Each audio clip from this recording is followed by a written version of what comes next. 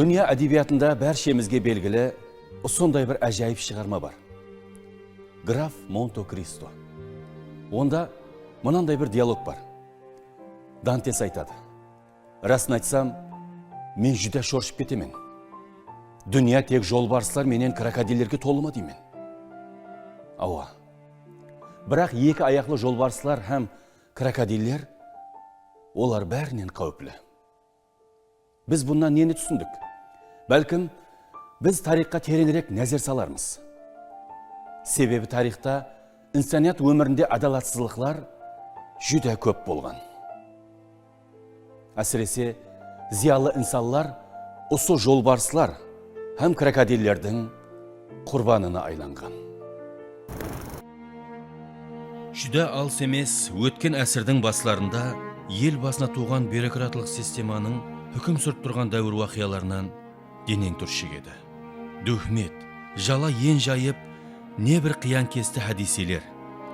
G'alaba жазушылар sol davrning mamlakat atasының tekarg'i жұмысларының biri bo'ldi. Mamlakatda totalitarlik sistemaning tuziluvinin sheksiz hakimchilik qatal tartib, qonli terror өмір сүрді. Бұл репрессия аты менен халықтың рухиятын сындырды. Елім, жұртым, келешегім деп алдағы арзу ниетлерге ұмтылып, өрлеп баратырған зиялы инсанлардың қадемлеріне кескін тұсау байланды. Һәм өмірлері қыршынға айланды.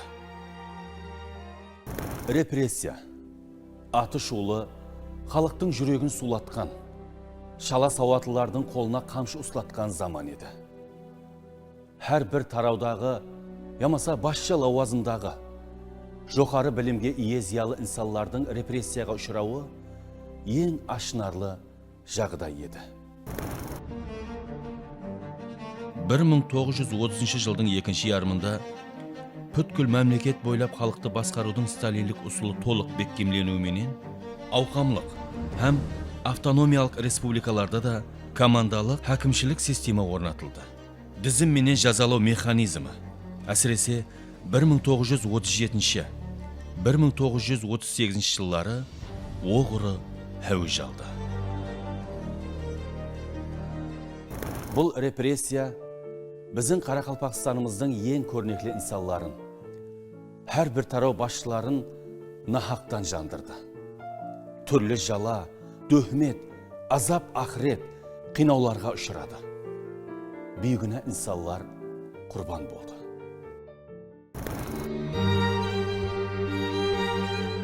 Repressiya. Бұл ешкімді аяп отырған жоқ. Құрбан болғалар арасында құқық қорғау ұйымдары қызметкерлері, прокурорлар да бұл жазадан шетте қалған жоқ. Халқымыздың азатлығы һәм келешегі үшін күрескен кешегі 20-шы әсірдегі репрессия дәуірінде халқымыздың көпшілік ұл қызлары репрессияға ұшыраған еді. Міне бүгінгі күні олардың мирасларын үйрену, олардың халқымыздың алдындағы қызметтерін үйренуге үлкен диққат аударылмақта. Осындай әрекетлердің бірі Өзбекстан Республикасы бас прокурорының 11 сентябрьдегі 40 еп санлы қарары, осыған байланысты Қарақалпақстан Республикасы прокуратура құрамындағы халықтың парауан тұрмысы үшін нызамлылықты сақлау, халықтың тұрмысындағы нызамның рөлін көрсетіп беру үшін көптеген қызметкерлердің істерін үйрену мәселе етіп қойылған еді. Себебі осы 1920-30 жылдардағы оғада қиын дәуірлерде де прокуратура тарауының қызметкерлері сол дәуірдегі қиыншылықтарға қарамастан нызамлылықты сақлау бойынша үлкен қызмет атқарғанлығын бүгінгі күні біз үйреніп жатырмыз.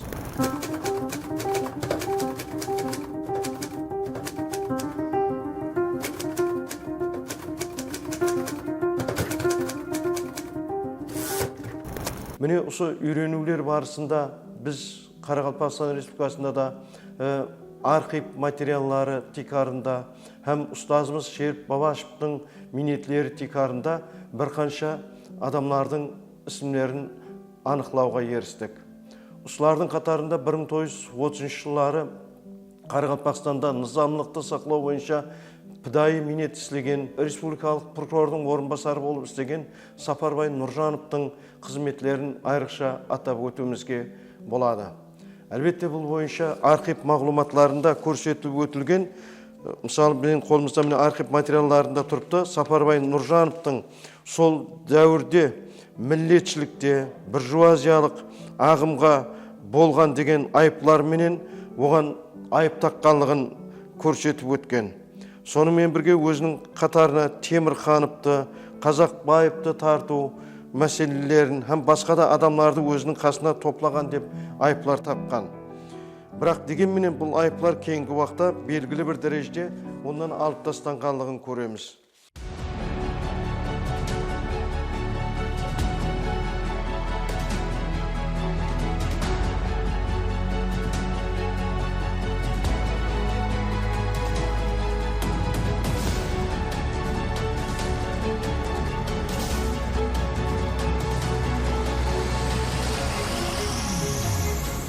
Енді ұсындай әрекетлердің айыплар тағуларының нәтижесінде 1938 жылы 13 октябрьде Сапарбай Нұржановта айыплы деп есептеліп, ең жоғарғы жаза ату жазасына үкім етілгендігін көреміз.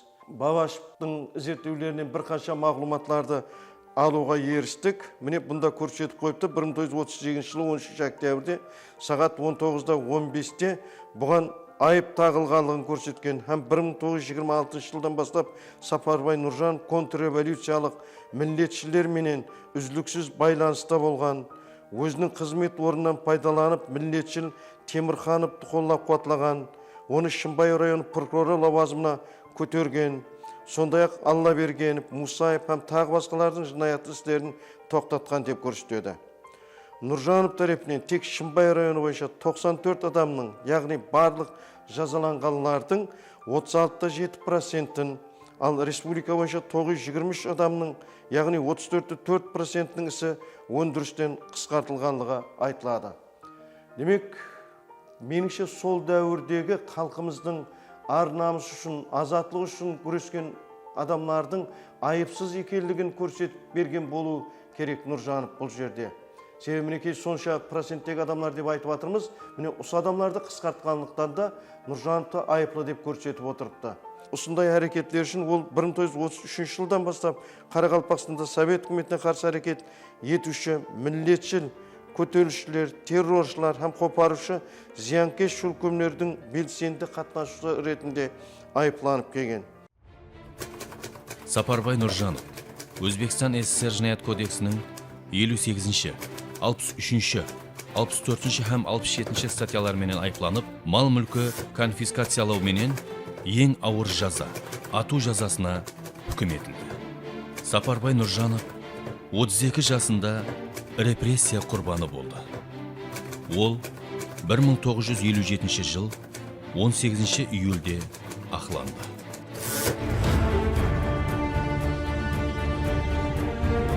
Репрессия құрбанларын еслеу музейіне қыстырылып тұрған суретлер біздің мәрт бабаларымыз, біздің даңқымыз, біз әулетларға өзлерінің тарих тағдырлерін үнсіз баяллап тұрған сияқты, үнсіз сезінеміз.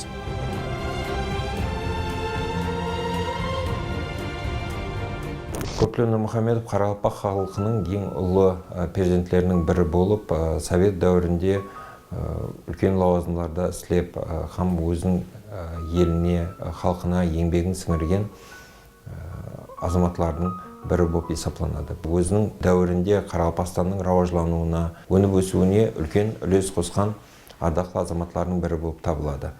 Ол жаслайынан зейінді, білімге құштарлығымен көзге тасланып, жергілікті мешітте сауат ашып, уақытында сол Мақатай байдың қолында жұмысқа кіріп, оның хаткері болып та істеп келген.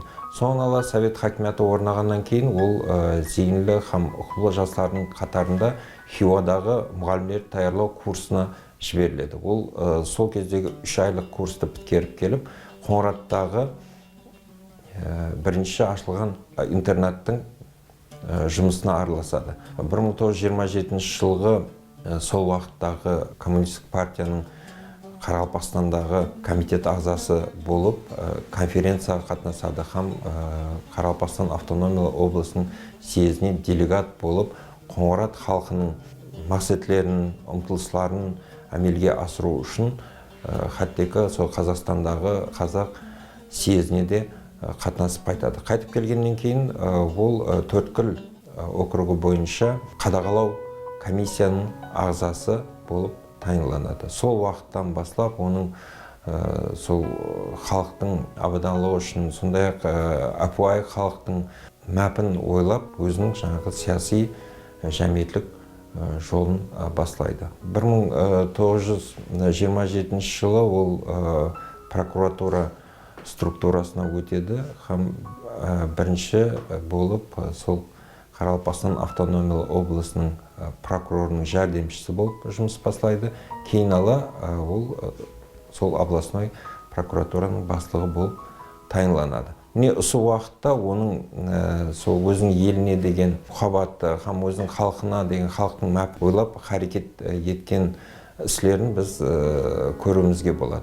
Мәселен, біз архив материалдарын ашып қарайтын болсақ, сол жерде бір көзге тасталатын бір нәрсе, бірінші кезекте ол жәмиетлік саяси компанияларда қатынасып жүріп, ол өзінің алдына бірінші кезекте сол ауыл қожалығындағы апуайы бұқаралардың кооперациялануы, яғни бірігуіне харекет етеді. Сол жерде оның біз архив материалындағы мағлұматтарды зерттегенімізде оның бір пікірі бар.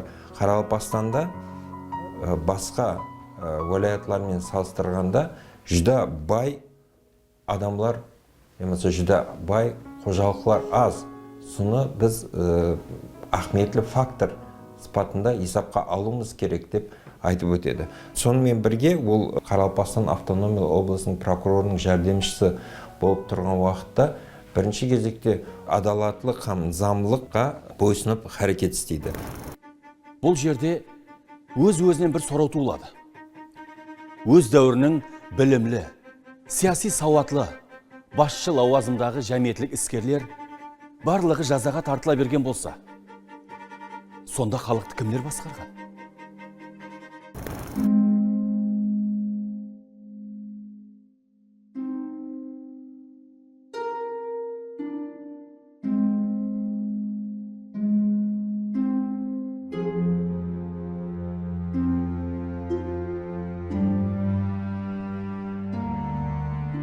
Сол уақыттағы қайғыларға қаратылған көзқарас жүдә діни көзқарас жүдә басым болған, ілімге, білімге деген имканиятлары жүдә шекленген уақыт болған.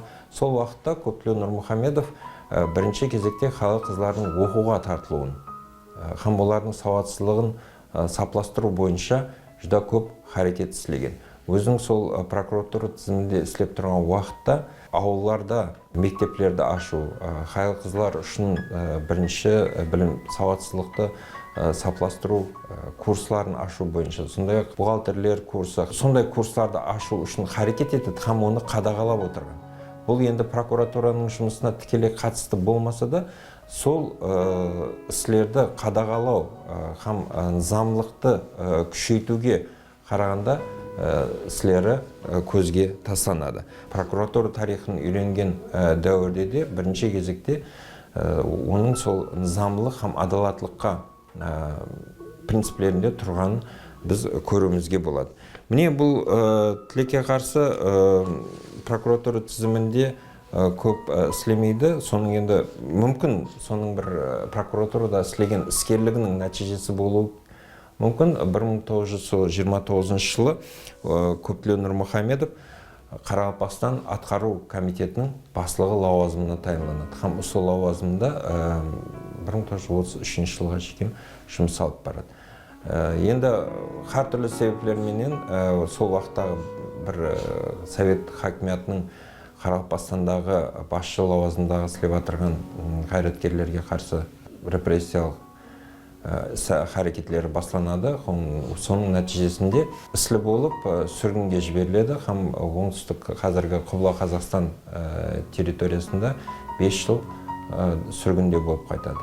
Һәм 37 жыл еліне қайтады, Қарақалпақстанға келіп, Қожеліде бірнеше өзінің үйінде болғаннан кейін оны Тақтакөпірдегі мал шаруашылық фермасына тайынлайды.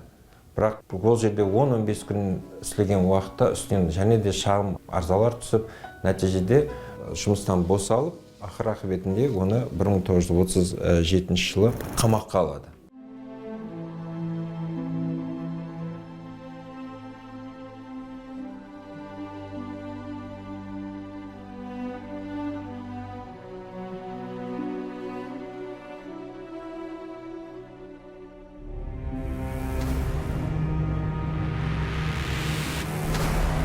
Ағасы. Көптен Нұрмұхаммед.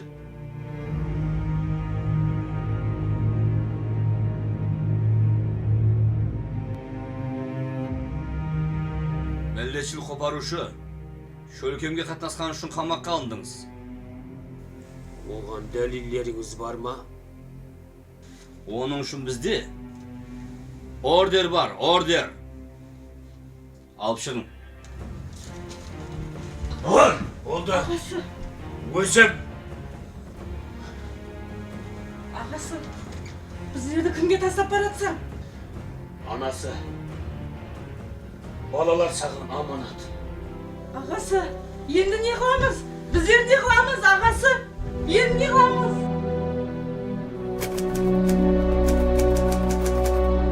бір 1938 жыл 13 ноябрь. Саат 15-тен 10 минут өтті.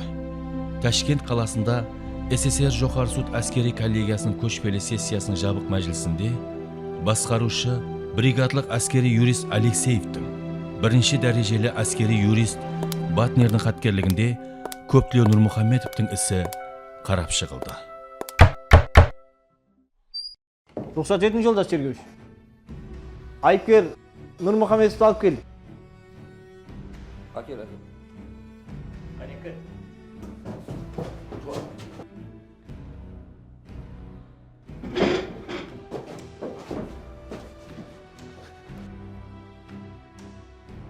Хош, жолдас Нұрмұхаммедов, бұл жерге неге келгеніңізді білесіз бе? Яқ. Білмеймін. Әзір біліп оласыз. Жолдас Нұрмұхаммедов, сіздің үстіңізден мынандай арза түзілген. Тыңлан. Сіз 1925 жылдан баслап буржуазиялық миллетшіл, жергілікті қопарушы, азғырушы шөлкемнің белсенді қатынасушы болғансыз. Сондай-ақ Алаш Орда миллетшіл шөлкеміменен тығыз байлансыз болған. Қарақалпақ СССР ОАК-ның бастығы лауазымында істеп жүріп, кеңес үкіметінің һәм облыстық партия комитетінің ауыл қожалығының коллективлестіру бойынша жүргізіліп атырған саясатына кесел келтіруші қопарушылық іс әрекеттерін алып барғансың. Колхозшылардың мәпелеріне әр тарапеме зиян келтіргенсің. Бұл сөйлеулер рас па? Яқ. Бұл гәплердің бәрі жалған. Сіз маған шала жауып атырсыз. Мен халықшылық рухында жұртымның келешек өмірі гүлленуінің тараптарымын. Мен ешқандай айып істемегенмін. Болмаса мынау не? Арзалар бекардан бекарға жазылмайды. Мен айыпкер емеспін. Һәм алдын ала тергеуге берген көрсетпелерімнен бас тартамын. Мойнамасын адреслерін қоймаймыз. Түсініңбен Нұрмұхаммедов. Класты қылып болып, мойын толдайса. Жолда Сталин бұған бұйрық берген, білесен бе соны? Сен құсағаларын дойнаған қайыр үшін, біз құсағалар жіберіп қойып көмерге.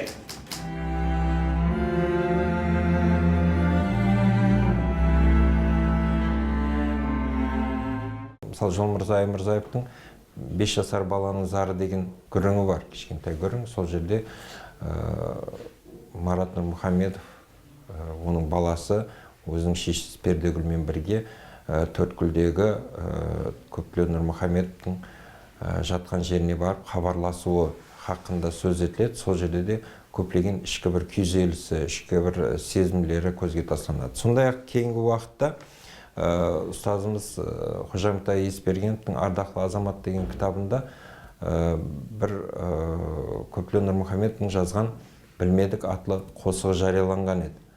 Біз білмедік торы жолдан басқаны, не себептен ара жолдан тосқаны, демеге дәлел жоқ халық дұшпаны, шықты қиялдан, ойдан білмедік. Егіп берген миуалы бағдан, сол миуеден тәрбие алған, жан таласып торы жолдан ат салған, жетіскен ат едік, тайдан білмедік. Әжайып іс болды, біз болдық хайран, жанар таудан от шыққандай тас талған. Қу менен аралас бірге жас жанған, шырпылған жамба қайдан білмедік. Көптілеу Нұрмұхамедовқа оқылған үкім. СССР Жоғары суд әскери коллегиясы Өзбекстан СССР Жинаят кодексінің 58-ші, 63-ші, 64-ші һәм 67-ші статьяларда көрсетілген жинаятларды толық іслегенлікті айыплап отырып, Нұрмұхамедов Көптілеу оған тиесілі мал мүлкілерді үкімет пайдасына алу менен ең ауыр жаза, ату жазасына кескін үкім етілсін.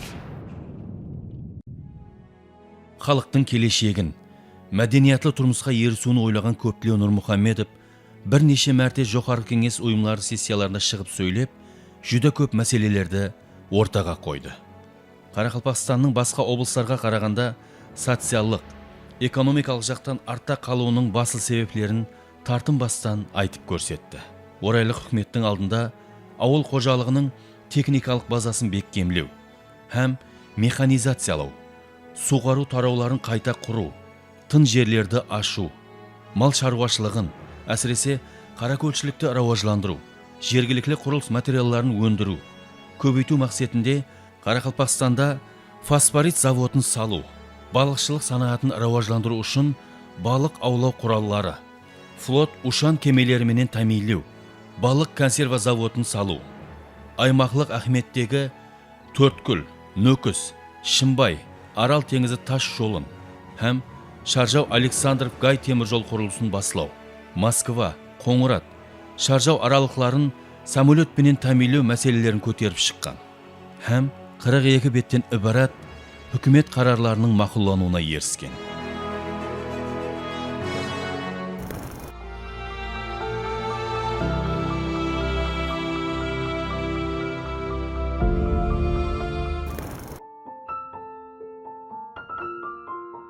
Музейден орын алған хүжжетлер, суретлер, мағлуматлар, олар хақында жазылған кітаплар сол дәуірдің қиянкесті уақияларға толы болғанлығынан дерек береді. Қарап тұрып ойға таласаң, олар еліміздің мәртлері еді. Елі рауажлану үшін әулетлардың білімлі, жоғары сауатқа ие болып өсу үшін қызмет еткен гүнәсіз инсанлар еді. Олар дөхмет құрбанлары еді.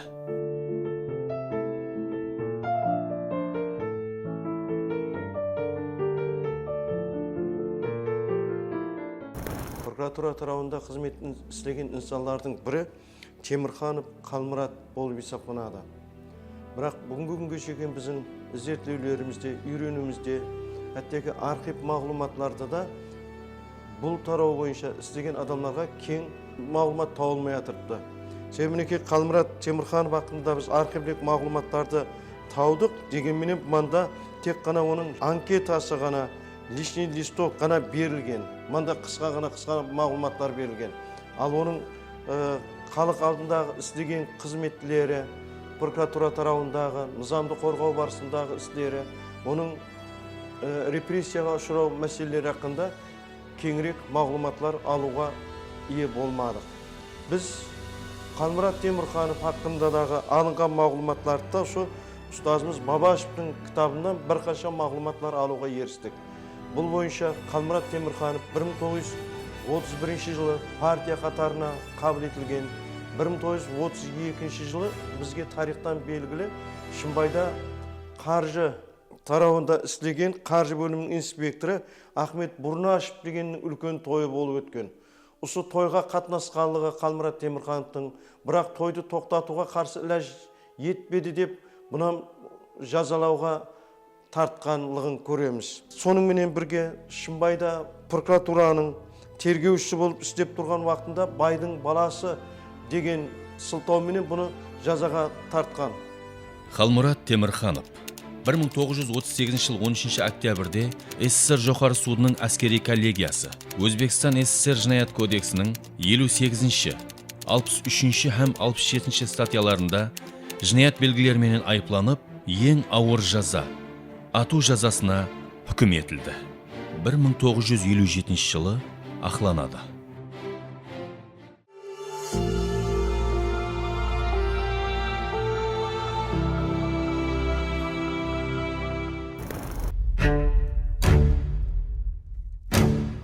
Репрессия дәуірінде жапа шеккен халқымыздың тұрмысын сәулелендіруші мына көріністер сол дәуірдің өшпей тұғын мәуірлерінің бірі болып, тарих айнасына айланды.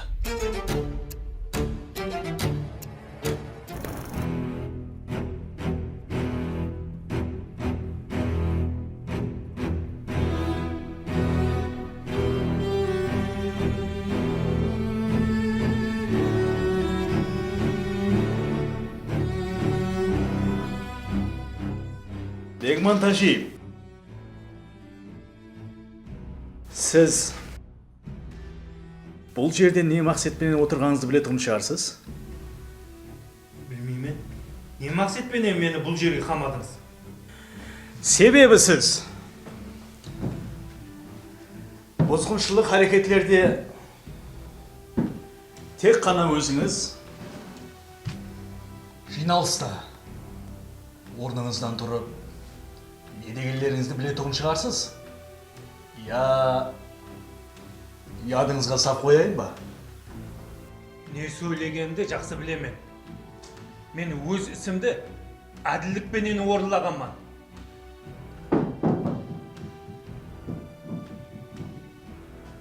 Айыптың бәрін мойныңызға аласыз. Алмаймын.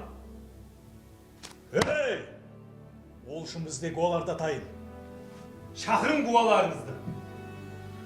Оның үстіне жиналыста тұрып Совет дәуіріне қарсы шықарсыз. Мен ешқашан Совет дәуіріне қарсы ештеңе сөйлемегенмін. Олай болуы мүмкін емес. Тағдырын халқының келешегіне бағышлаған, адалатлық үшін турылықты көздеген. Бірақ өз арманына жете алмаған репрессия құрбанларының бірі бұл Бекман Тажиев еді. Қарақалпақстан Республикасының әр тараплеме рауажларына үлес қосқан инсандардың бірі Тажиев Бекман болып есептелінеді. Әлбетте Тажиев Бекманның өмір жолына көз жіберіп қарайтын болсақ, тұрмыстың оға да ауыр қиыншылықтарын жасылайынан көргенлігін білеміз. 1907 жылы Шымбай уезінде туылып өскен болса, ал 1920 жылдарға келіп көптеген жастар шөлкемдерінде қызмет істеп, тұрмыстан көптеген тәжірибе арттыруға еріскен.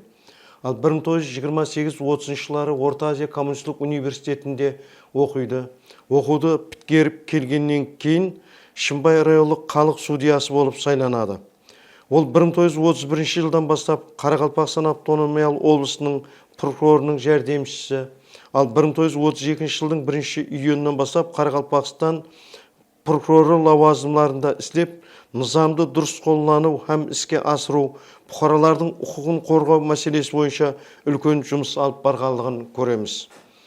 Бекман Тажиев 1932 жылы өткізілген Қарақалпақстан автономиялы республикасы советтерінің бірінші съезінде республика әділдік халық комиссары лауазымына сайланған. Ал 1932 жылдың 2 июнінен басылап Бекман Тажиевті уақытша респрокурор лауазымына сайланғанлығын көреміз. Осылайынша бір уақыттың өзінде Бекман Тәжиев һәм рейс прокурор лауазымында, һәм әділдік министрі лауазымын бірге алып барған. Бірақ сол дәуірдегі елдегі әрқилы әрекетлер, ямаса жергілікті халықты милләтшіл деп айыплаушы топарлардың болуы, бұларам Бекман Тәжиевтің милләтшіл деп айыплап, бұның ізіне түсіп алған. Демек, осындай қарсы әрекеттердің нәтижесінде Бекман Тәжиев 1932 жылы 17 декабрьде иелеп тұрған лауазымнан шығарылады, һәм кейін ала Улама партия қатарына шығарғанлығын көреміз. 1933 жылы 13 августта РСФСР Жинаят кодексінің 109 статьясымен айыпланып, қамаққа алынады.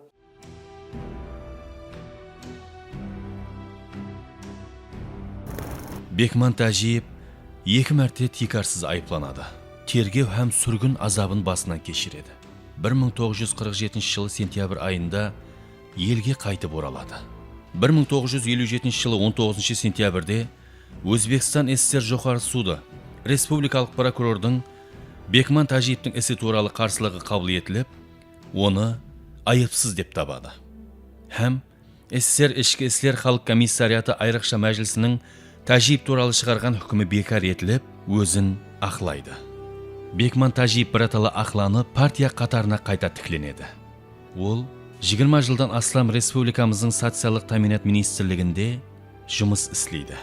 Һәм 1984 жылы дүниядан өтеді.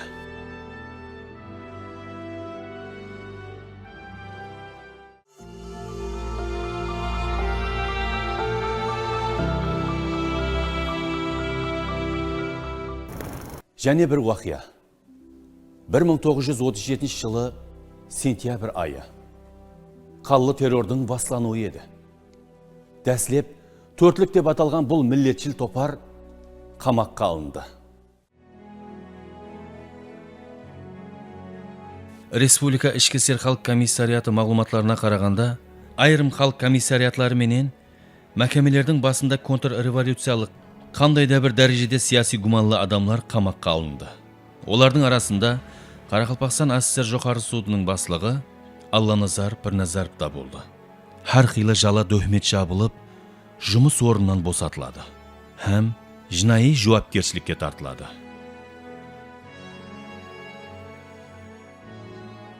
Алланазар Пірназаровтың 1919 һәм 1924 жылы аралығындағы минет-іскерлігіне көз тастайтын болсақ, бұл дәуірлерде дәслеп ауылдық кеңесте қаткер, соңын ала Шымбай округінде ауылдық кеңестің қаткері, сондай-ақ Тоғай қожалығында қадағалаушы лауазымдарында жұмсалып барады. Алланазар Пірназаров 1925 һәм 28 жылы аралығында бұл шахс мемлекеттік лауазымдарда жұмыс істегенін көреміз.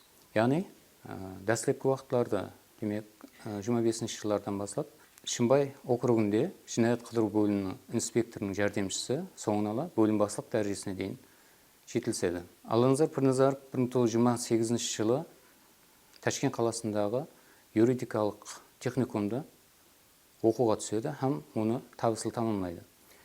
Кейінгі дәуірлеріне көз тастайтын болсақ, 1930 жылда Шымбай округының прокуроры лауазымында жұмыс істейді. Бұл дәуірлердегі тикарғы қызметі, яғни кадрлардың жетіспеушілігі себеплі бір уақыттың өзінде Шымбайда, Кегелде һәм Қожелде прокурор лауазымдарын алып барады. Алланазар Пірназаров өзінің сол юридикалық тараудағы қызметін жетілдіру мақсатында һәм білімін елде көтеру мақсатында Москва қаласында жоғары юридикалық мектепте оқуға түседі.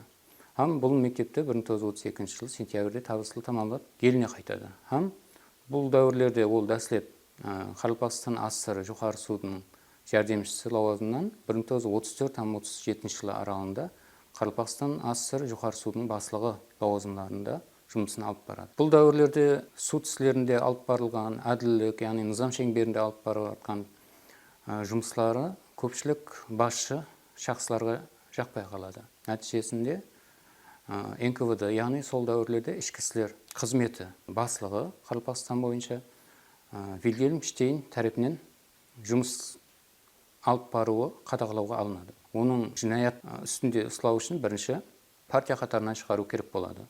Яғни 1937 жылы 3 августтан бастап оны партия мәселесінде қарап бастайды, партиядан шығару мәселесін көтереді. Тергеулер барысында бірінші сұрауы олардың милләтшілікте айыпталған Қазақбай Алламбергеновті, Ишимбетовлерді танисың ба деп сұрау беріледі. Бұл сұрауға мен оларды таниман, бірақ милләтшілікте айыпталғаннан хабарым жоқ деп жауап береді.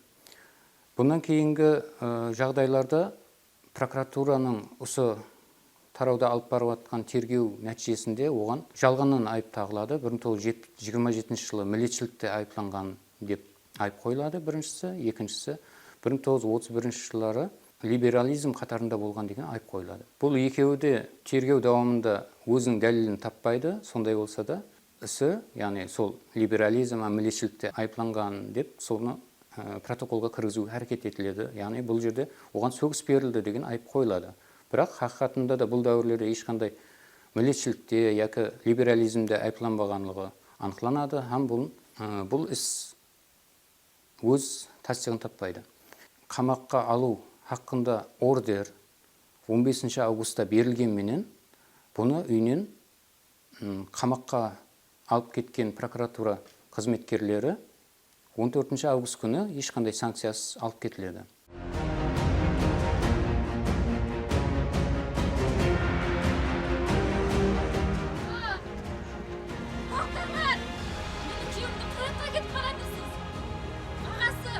Білек үшін демалып қайтады.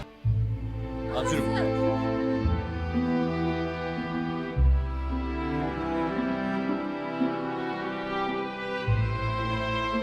Алназар Пырназаров 1903 жылы Кегейлі районы Мәтеке Жұмандаров аймағындағы Ақтыба ауыл бұқарлары жиынында туылып Камалға келеді. 14 жасқа дейін ата-анасының тәрбиесінде болып, 14 жастан бастап сол жердегі Қазишанның 17-19 жылдар аралығында қойын бағып, сол жерде талап істейді. Өзінен үлкен жәңгілес самалас ағалармен біргелікте қожалықтың ауырмалығы өзіне түсіп, әкесі қайтыс болғаннан кейін анасына жәрдемші болу мақсатында Қазишанның қойын бағады. Қойдың ізінде жүріп, жәңгілес самаластарының айтуына қарағанда жазылған қосық қатарларын 1993 жылы біздер Қазақстанға мінезінген журналист Тұрсынбақи Әбдімұратов һәм құқық қорғау тарауында істеген біргектескен Әбдірейім Мәдірейімов һәм Толбаяға Қабылов Қазақстан қарқшары солармен біргелікте анықлап һәм сол жүрген самаластарынан жазып алып едік. Сол уақыттың дәуірдің өзінде ол еркіндік таңын арман етіп, халықтың арзу үмітін жүзеге шығару мақсатында мынандай қосықтарды жазған екен. Паяны жоқ қозы ылақ, ізінде жүрмен зар жылап, қысыметтен көз жас бұлап, жүрген күнім ұмыт болмас. Ақтыбадан шықты бұлақ, суға барды қозы ылақ, ішіп мері қанған уақытта абайсызда кетті құлап. Іләш қанша қиын болды, баққаным бір тыйым болды, бай болыстар келіп бұған тойдай үлкен жиын болды. Төлейді деп зәулім салды, таяқпенен хақны алды, бас қаттыма, тас қаттыма, тек шықпаған жаным қалды. Сүйретіліп ізде қаппан, шымын жанды отқа жаққан, отақ жерде тауып алып, айым ба малды баққан. Теңілік болса әмме жерде, Ақтыбада ешен көлді, шаты қорам біздің келді, күллер sıra болар мекен. Алла назар айтты хағын, минетке шыныққан уағым, Алла тала мәдәт кәрім, жеткіргей азатлық таңын. Елім абат, менде абат, кимейін тон қабат-қабат, әмметтеңдей ойнап күліп, жүрсік болды көйліміз жат. Қиын болды бізге күллер, ұйқысыз өтті не бір түрлер, бірі мақұллап, бірі сөйлер, азатлық күн келер мекен. Міне осы қосық қатарларының өзінен ақ Алназар атамыздың қаресіздіктің алтын таңларын сағынып жүрген инсандардың бірінен болып есептелінеді.